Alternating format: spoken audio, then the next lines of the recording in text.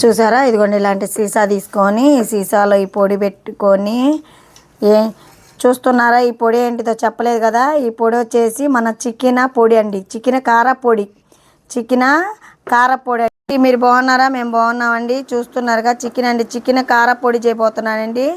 చికెన్తో కారపొడి అండి. ఎప్పుడు కర్రీలు కాకుండా, పచ్చడి కాకుండా కారపొడి కూడా మనకి నిలవ ఉండటానికి కారపొడి కూడా చేయబోతున్నానండి. ఇదిగోండి చికెన్ తీసుకొని ఒక 1/2 కేజీ చికెన్ అండి శుభ్రంగా కడుక్కొని పక్కన పెట్టుకున్నట్లాగా ముక్కలండి ఇట్లా మెత్తటి ముక్కలు తీసుకోవాలండి. చికెన్కి ఎక్కడైనా ముక్కలు మెత్తటి తీసుకోవాలి. ఈ సైజు ఉండాలండి, ఈ సైజు ఉండాలి.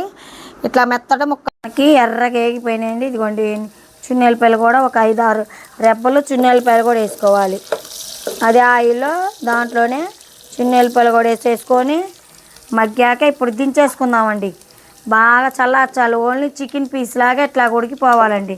ఇట్లాగా ఎర్రగా వేగాలి.